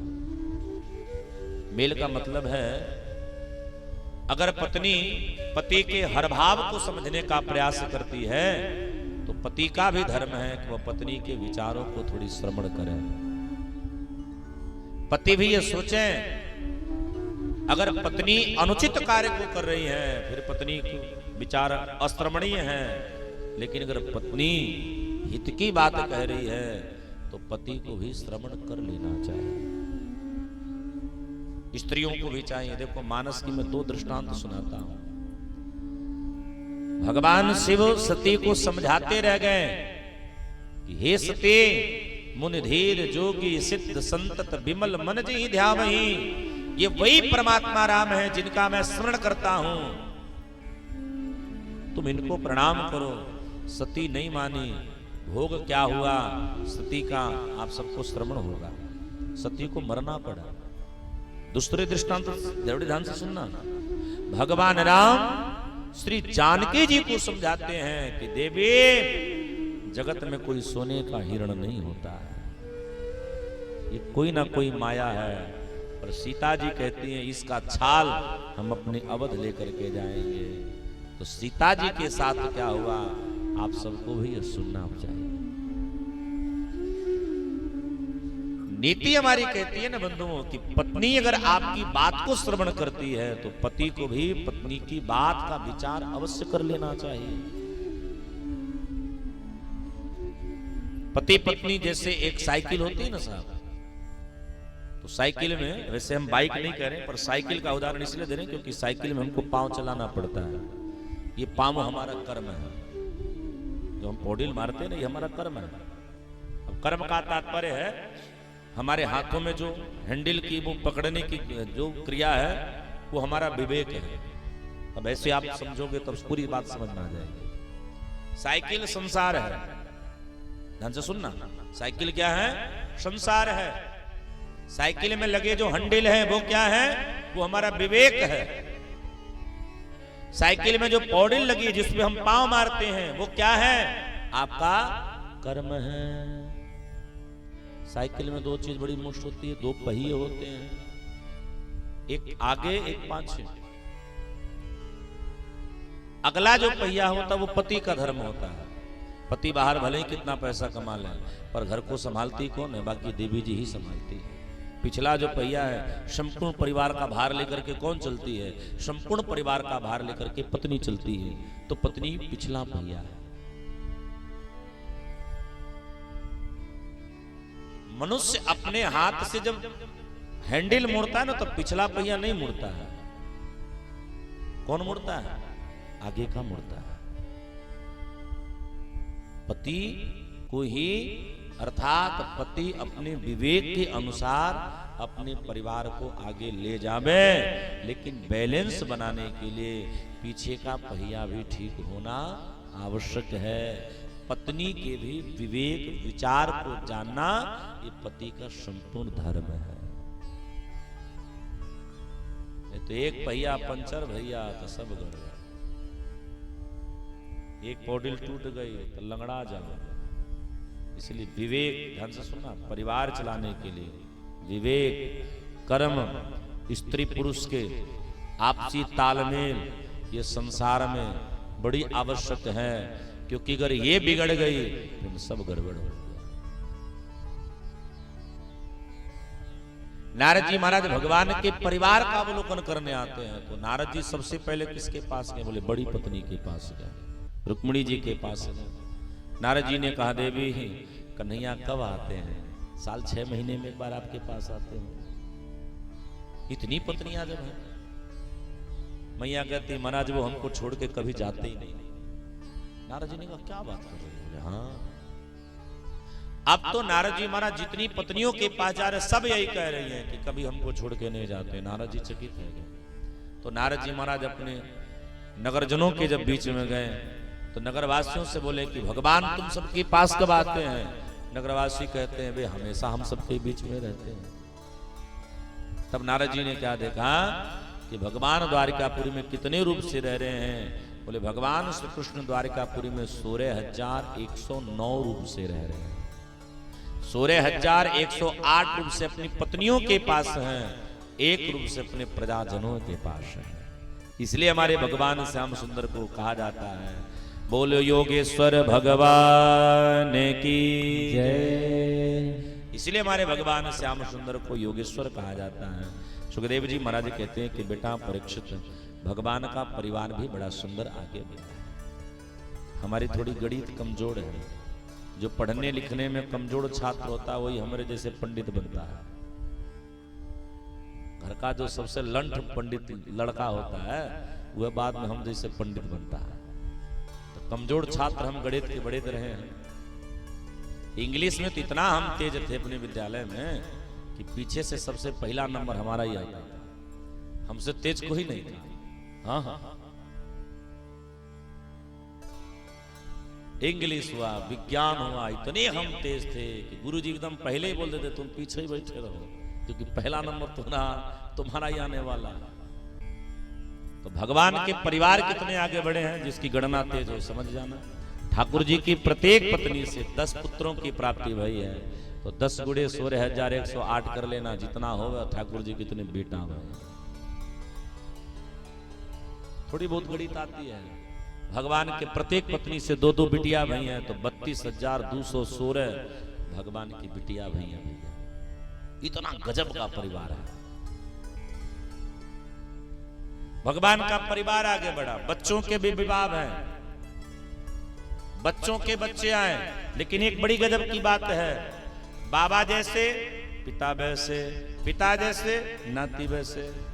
समझना, भगवान बाबा कौन है? बोले भगवान श्याम सुंदर। पुत्र उनके कौन है? प्रद्युम्न जी महाराज। उनके पुत्र कौन है? अनिरुद्ध जी महाराज। लेकिन तीनों का आकार रूप एक जैसा है। फर्क क्या है? बोले कन्हैया की दाढ़ी मूछ नहीं है, बाकी सबकी दाढ़ी मूछ है। कई बार बहुएं चकरा जाती थी, अपना पति समझ करके अपने ससुर जी की बांह पकड़ लेती थी। बोले महाराज चलो, कन्हैया कहते थे शर्म करो, हम थारे ससुर लागा, पति तो कोई और है। संसार वालों की दाढ़ी मूछ आती है, क्यों? क्योंकि हम लोग माया के चक्कर में पड़े हैं, हमारा जन्म होता है। लेकिन भगवान मायापति हैं। भगवान देखो, भगवान श्याम सुंदर 125 वर्ष तक इस पृथ्वी पर भोग किए हैं, लेकिन कन्हैया को जब भी स्तुति की गई है सुकुमार कहा गया है। और सुकुमार उस बच्चे को कहा जाता है जो 16 वर्ष की अवस्था तक होता है। तो ठाकुर जी 125 वर्ष की अवस्था तक रहे हैं, लेकिन भगवान सदैव कुमार के जैसे रहे।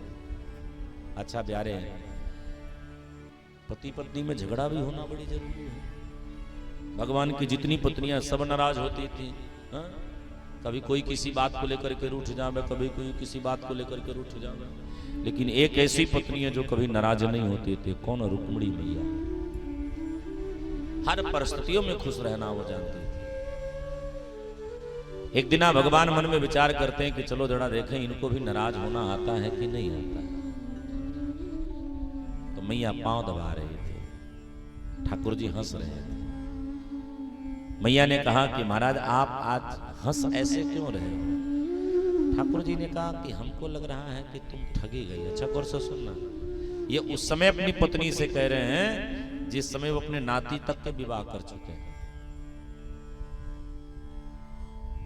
भगवान कह रहे हैं देवी हमको लग रहा है तुम ठगी सी गई, क्योंकि जानती हो हम जैसा दुनिया में डरपोक कोई नहीं।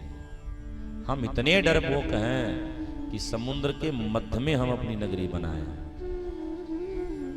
हम जैसा दुनिया में चोर कोई नहीं है, हम जैसा दुनिया में कोई काला नहीं है, हम जैसा दुनिया में कोई कमजोर नहीं है। इसलिए देवी अगर तुम चाहो हम तुम्हारा विवाह किसी दूसरे के साथ करा दें। इतनी बात जब रुक्मिणी जी ने सुना तो सुनते ही रुक्मिणी जी बेहोश हो गए। अब तो ठाकुर जी घबरा गए। मेरा मूल कहने का तात्पर्य है ना, मैया एकदम परेशान है। चेतना जब आई है तो मैया कांपने लगी है। प्रभु ऐसा आप क्यों कह रहे हो? भगवान कहते देवी हम तो मजाक कर रहे हैं। मैया कहती ऐसे मजाक मत करो, तुम वास्तव में बड़े डरपोक हो। तुम डरते किससे हो? तुम काम, क्रोध, लोभ, मोह, माया, द्वेष, ईर्ष्या, डाह, तुम इनसे डरते हो। और जो इनसे डरे उनसे बड़ा दुनिया में निडर कोई जीव नहीं है। हे प्रभु तुम एक नंबर के काले हो, तुम्हारा काला रंग तो उनको अच्छा लगता है। क्यों? क्योंकि कन्हैया संसार के जितने रंग हैं सबको जब एक रंग में मिलाओगे तब वो कृष्ण वर्ण का होता है, और इसलिए कृष्ण वर्ण में कोई दूसरा रंग चढ़ नहीं पाता। अर्थात जिसने तुमको एक बार अपना बना लिया फिर उसका मन कहीं और लगने वाला नहीं है। हाँ तुम चोर तो हो, लेकिन तुम दुनिया वाले के धन को नहीं चुराते हो, तुम दुनिया वाले के मन को चुराते हो। और जिसका मन तुमने एक बार चुरा लिया फिर उसे लूटने का कभी भय नहीं रहता। लाला तुम हमको नाराज कराना चाहते हो, लेकिन हमको नाराजगी आती ही नहीं है। वैसे मैं कहूंगा कि कभी कभी झगड़े कर लेना छठे क्षमा से, प्रेम बढ़ता है। हाँ हो, आप सब चालू कर दो। एक बार एक सेठ एक सेठानी में झगड़ा हो गया, ध्यान से सुनना। झगड़ा होते होते इतना हो गया कि सेठ ने अपनी पत्नी से कहा तुम्हारे बाप की कसम जो आज के बाद तुम हमसे बोल दी। सेठनियों कम नहीं थी, सेठानी बोली तुमको भी तुम्हारे बाप की कसम जो तू हमसे बोला। दोनों में बाता कही बंद। एक ही घर में सब रह रहे पर बातचीत नहीं है रही। पत्नी को कुछ चाहिए होता था तो ऐसे लिख करके दीवार पे चिपका देते थे। पति को कुछ खाने का मन होता था तो लिख करके दीवार पे चिपका देता था। एक ही घर में साल 2 साल बीत गए, एक दूसरे से कोई बात नहीं कर रहा है। एक दिन पत्नी सोची यार मेरा पति है, मैं ही तो बात कर लूं। जैसे बात करने के लिए मन में विचार करी तब तक उसका बाप दरवाजे पर आ गया। सोची नहीं अभी तो बाप जिंदा है, बोल लूं कहीं मर जाएगा तो आएगा कौन। पति भी एक दिन सोचा कि यार चलो मैं ही बोल लेता हूं, मेरी पत्नी है। तो पति सोचा यार मेरा तो बाप पहले से मर गया है, मरे बाप की कसम दी है, मैं नहीं बोलूंगा। यह बात उसके एक रिश्तेदार को पता चल गई। उसके घर कोई आयोजन था तो रिश्तेदार ने जब पत्र लिखा तो पत्र में बड़ा स्पष्ट लिखा अकेले मत आना, अगर आना हो तो पत्नी को लेकर के आना, नहीं तो मत आना। अकेले आए तो तेरा मेरा रिश्ता खत्म। सेठ पड़ गया चक्कर में, क्या करें। तो सेठ ऐसे पीछे मुंह करके कहा फला जगह फला समय जाना है, जिसको चलना हो तैयार हो जाना, हम किसी से कह नहीं रहे। देवी जी समझ गई आदेश हो गया है। माताओं को कहीं जाना हो तो जाने में बड़ा मजा आती है। गौर से सुनना, शाम के 5 बजे के बाद जो स्त्री कहे हमारे सर में दर्द हो रहा है, सही दर्द है कि नकली दर्द है, जब भोजन बनाने की मना करें तो दर्द की पहचान करना हो तो केवल इतने कह देना चलो आज हम रेस्टोरेंट में भोजन करेंगे। अगर वो तैयार हो गई तो समझ जाना नकली दर्द है, फिर घर में ही भोजन बनवाओ उससे, बोला आज यही भोजन करें। ये ध्यान में रखना। जोर से बोलो जय सिया राम। ये देवी जी तैयार हो रही हैं, देवता जी पहले से तैयार होकर बैठे हैं। सेठ की एक बुरी दशा थी, आदत थी, क्या? बोले सेठ बीड़ी पीता था। सेठ तैयार होकर के बैठा है कि देवी जी आए तो हम चले। लोग बीड़ी पीते ऐसे झाड़ते हैं ना, थोड़ी सी उसमें से आग निकल गई और कुर्ता का जो पीछे हिस्सा जो लटकता है वहां में ही आग चली गई और धीरे धीरे उसका कुर्ता सुलगने लगा। सुलगते सुलगते जलने लगा, पर सेठ को नहीं पता चला। सेठानी तब तक तैयार होकर के आई है। सेठानी देखी कि श्रीमान जी का तो कुर्ता ही जल रहा है। अब विचार करने लगी बोलूं कि नहीं बोलूं, बोलूं तो कसम टूट जाए, ना बोलूं तो सजन छूट जाए। चक्कर में पड़ गए। दूसरे दिशा में मुंह करके बोली किसी का कुर्ता जल रहा हो मेरा क्या जाएगा, किसी का कुर्ता जले तो मेरा क्या जाएगा। सेठ देखा हमारा ही जल रहा है। तो सेठ ने कहा अरे पगले, अगर मेरा कुर्ता जला तो तेरे बाप का दामाद जाएगा और क्या जाएगा। फिर दोनों में प्रेम है। एक मेरी प्रार्थना है, पति पत्नी में कभी ऊंची नीची बातें हो जाए तो प्रयास करो दरवाजे के अंदर ही वो सिमट जाए।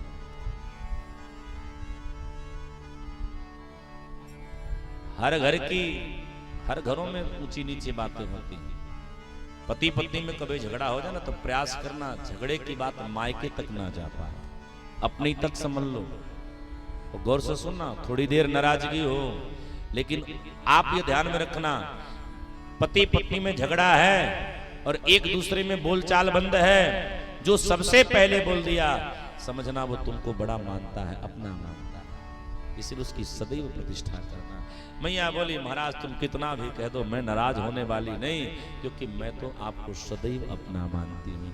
मेरे जीवन तुम हो, मेरे प्राण तुम हो, मेरे धन तुम हो, नैन की ज्योति तुम हो, जीवन के श्रृंगार तुम हो, मेरे सब कुछ तुम हो। जब तुम ही तुम हो तो मैं तुमसे नाराज क्यों हूं? हमने जिसको अपना सर्वस्व मान लिया उससे नाराजगी क्या? क्योंकि उससे नाराजगी मतलब अपने आप से नाराजगी। अब तो मेरा जीवन तू है, सो कन्हैया तुम कितनी भी कोई बात चिकनी मुकली कर दो, मैं तुमसे रूठने वाली नहीं। और कान खोल करके सुनना, मैं तेरी पीछा छोड़ने वाली नहीं। भगवान हंसने लगे। ठाकुर जी कहें देवी हम तो तेरे साथ हंसी करे थे, हासम प्रौढ़ भ्रमण चित्रदाम, मैं तो तुम्हारे साथ हास विनोद कर रहा था। मैया कहती एक प्रार्थना करो, तेरे दिल में मेरे लिए कोई जगह हो तो दोबारा ऐसी हंसी मत करना, क्योंकि मैं अपनी प्राण दे दूंगी लेकिन मैं तुमसे कभी रुष्ट नहीं हो सकती। क्योंकि जीव का बड़ा सौभाग्य होता है तब भगवान से संबंध होता है। जिस जीव के बड़े सौभाग्य होते हैं उसी का भगवान से संबंध होता है। एक बार अगर संबंध हो जाए फिर वो संबंध तोड़ना नहीं, क्योंकि संबंध कई जन्मों के प्रयत्न के बाद बनता है। साधक ने बड़े भाव से एक लेख किया, कई जन्मों से बुला रही हूं, कोई तो रिश्ता जरूर होगा। कई जन्मों से बुला रही हूं, कोई तो रिश्ता जरूर होगा। कई जन्मों से बुला रही हूं, कोई तो रिश्ता जरूर होगा। कई जन्मों से बुला रही हूं, गाइए कोई तो रिश्ता जरूर होगा। नजरों से नजरें मिल जो ना पाए, नजरों से नजरों मिल जो ना पाए, मेरी नजर का कसूर होगा। नजरों से नजरें मिल जो ना पाए, मेरी नजर का कसूर होगा। गाइए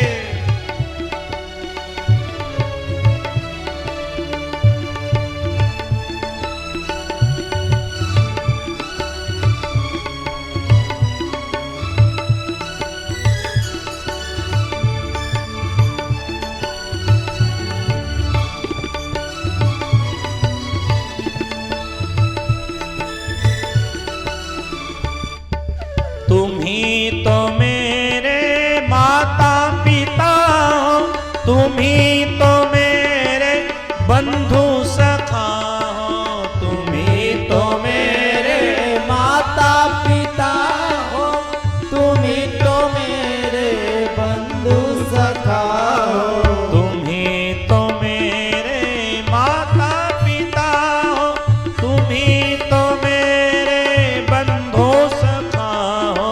तुम ही तो मेरे माता पिता हो, तुम ही तो मेरे बंधु सखा हो। कितने न जाने संग ये जुड़े हैं, कितने न जाने संग ये जुड़े हैं, कोई तो रिश्ता जरूर होगा।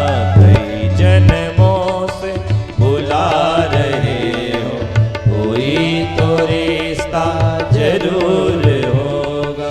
नजरों से नजरें मिल जो ना पाए, नजरों से नजरें मिल जो न पाए, मेरी नजर का कसूर होगा।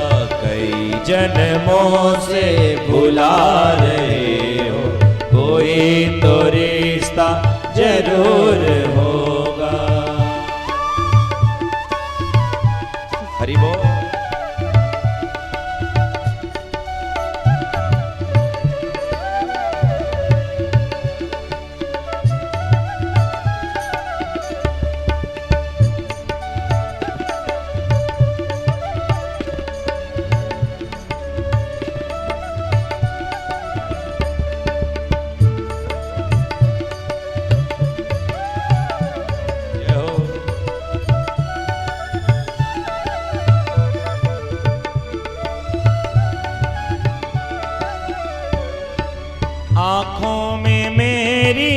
तस्वीर तेरी दिल मेरा बना जागीर तेरी आंखों में मेरी तस्वीर तेरी दिल मेरा बना जागीर तेरी आंखों में मेरी तस्वीर तेरी दिल मेरा बना जागीर तेरी आंखों में मेरी तस्वीर तेरी दिल बना जागीर तेरी दासी की बिनती तुम्हारे आगे दासी की बिनती तुम्हारे आगे दासी की बिनती तुम्हारे आगे दासी की बिनती तुम्हारे आगे दर्शन दिखाना जरूर होगा कई जन्मों से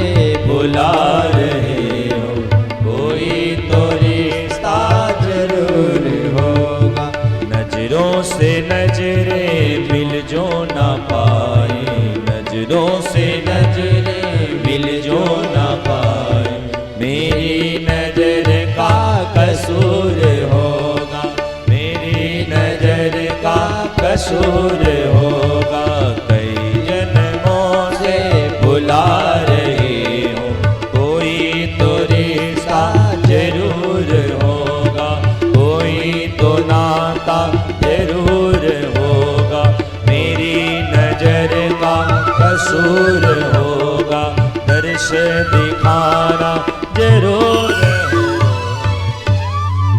भैया ने कहा महाराज अब तो कुछ भी कर लो मैं तेरी पीछा छोड़ने वाली नहीं है। भगवान प्रसन्न चित्त है गए ठाकुर जी कहते हैं देवी हम तो तेरे साथ बस हास विनोद कर रहे थे बाकी ऐसी कोई बात नहीं है। तो मैया प्रार्थना करती प्रभु ऐसा विनोद कभी मत करना जिससे मेरी प्राण चले जाए। हमारे एक छोटे गुरु भाई हैं मैं अयोध्या में जब पढ़ता था तो संन्यास आश्रम की उन्होंने दीक्षा स्वीकार करी। हम दोनों समकक्षीय गुरु भाई पर वे अच्छे एक आश्रम के दिव्य महंत हैं। तो हमारे एक दिन महाराज जी ऐसे उनके पिताजी उनके पास पधारे बड़े गौर से सुन हमारे गुरु भाई जी के पिताजी उनके पास आए। मैं अपने महाराज जी के पास बैठा था तो महाराज जी से उनके पिताजी ने कहा कि एक प्रार्थना करूं क्या। बोले मैं बेटे को पढ़ने भेजा था पर बेटा साधु बन गया। 2 बेटे हैं इससे हमारा थोड़ा ज्यादा लगाव था इसलिए मैंने इसको संस्कृत विभाग में भेजा। अब ये साधु बन गया एक काम करिए ना मेरे बेटे को मुझे लौटा दीजिए मैं इसका विवाह करूंगा इसके बच्चों के साथ में जीना चाहता हूं। हमारे महाराज जी बुलाए बोले इधर आओ पिताजी तेरे बुला रहे हैं तुम अपने पिताजी के साथ चले जाओ। उस समय वो भाई तो कुछ नहीं बोला। महाराज जी ने कहा चलिए मैं भेज दूंगा। उसके जब पिताजी चले गए तो मैं वहीं बैठा था। मुझे भली भांत याद है लगभग 10-12 साल पहले की घटना मैं बता रहा हूं मुझे भली भांत याद है। वो बालक वो मेरा गुरु भाई महाराज जी की पांव पकड़ करके रोने लगा। उसने कहा महाराज हमको अपने से दूर मत करिए हम अपने घर अब नहीं जाना चाहते हैं। हमने माता पिता भाई बंधु सब कुछ आपको ही माना है। हमारे पिताजी वो नहीं है अब आप मेरे पिताजी हो मेरे सब आप हो। आपसे प्रार्थना है न जाने कौन से भाग्य मिले अयोध्या आ गया न जाने कौन सा सौभाग्य मिला आप गुरु जैसे मिल गए और न जाने परम सौभाग्य क्या मिला मुझे संन्यास लेना पड़ रहा है। महाराज जी बोले पर तेरे पिताजी कह रहे हैं। उसने कहा अगर पिताजी शरीर से प्रेम करें तो गुरुजी मैं आत्महत्या कर लूंगा पर मैं घर नहीं जाऊंगा। क्योंकि बड़े भाग्य जब होते हैं ना तब जाकर के भगवान से संबंध जोड़ते हैं और एक बार जिस किसी का संबंध हो जाए तो संबंध का सदैव निर्वहन करना चाहिए। मैया ने कहा महाराज संबंध बन गए हैं, टूटने वाले नहीं, चाहे जितनी क्यों ना मार्ग में अवरुद्ध होते रहे, मैं आपको छोड़ने वाली नहीं। भगवान प्रसन्नचित्त हो गए। आगे की कथा हम रात्रि बेला में श्रवण करेंगे, क्योंकि आज थोड़े उत्सव अधिक हैं। अभी यजमान को भी एक उत्सव में सम्मिलित होना है। रात्रि के बेला में भागवत जी के मंगल विश्राम की कथा को हम श्रवण करेंगे, तो कथा के माध्यम से पूर्ण रूप से भागवत जी के विश्राम आज ही कर दी जाएगी। कल केवल देवताओं का विसर्जन, हवन आदि का ही विशेष कार्य रहेंगे। आप सभी अधिक से अधिक संख्या में पधारेंगे। आइए वाणी को विश्राम। पुनः हम कथाक्रम के 7:30 बजे में जुड़े। अधिक से अधिक संख्या में आना, क्योंकि अंतिम सत्र, अंतिम मुलाकात फिर भगवान की जैसी अपने कृपा सब मिल के गाइए। श्री राम जय राम जय जय राम, श्री राम जय राम जय जय राम, श्री राम जय राम जय जय राम, श्री राम जय राम जय जय राम, श्री राम जय राम जय जय राम, श्री राम जय राम जय जय राम, श्री राम जय राम जय जय राम, श्री राम जय राम जय जय राम, श्री राम जय राम जय जय राम, श्री राम जय राम जय जय राम, श्री राम जय राम जय जय राम, श्री राम जय राम जय जय राम, सीताराम राम राम सीताराम राम राम सीताराम राम राम सीताराम राम राम सीताराम राम गाइए। सीताराम राम राम, सीताराम राम राम, सीताराम राम राम, राधे श्याम श्याम श्याम, राधे श्याम श्याम श्याम, राधे श्याम श्याम श्याम, राधे श्याम श्याम श्याम, राधे श्याम श्याम श्याम, राधे श्याम श्याम श्याम, राधे श्याम श्याम श्याम, राधे श्याम श्याम श्याम, सीताराम राम राम सीताराम राम राम सीताराम राम राम सीताराम राम राम सीताराम राम राम सीताराम राम राम सीताराम राम राम सीताराम राम सीताराम राम राम सीताराम राम राम सीताराम राम राम सीताराम राम राम सीताराम राम राम सीताराम राम राम सीताराम राम राम सीताराम राम राम सीताराम राम राम सीताराम राम राम सीताराम राम राम। बोले श्री सीतारामचंद्र भगवान की, श्री राधा रमण लाल की, श्रीमद्भागवत महापुराण की जय जय सीताराम। आइए ठाकुर जी की मंगलमयी आरती। सभी लोग अपने अपने स्थान पर खड़े हो जाएं, परिवार के सभी सदस्य सम्मुख पधारें और भागवत जी की मंगलमयी अमृतमयी आरती में सम्मिलित होकर के अपने जीवन को कृतार्थमय बनावें।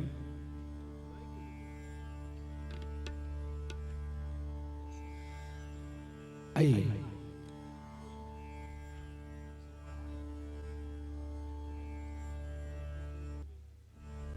आरार्थे कमर जवालय संगम निकटवा घंटा बादयित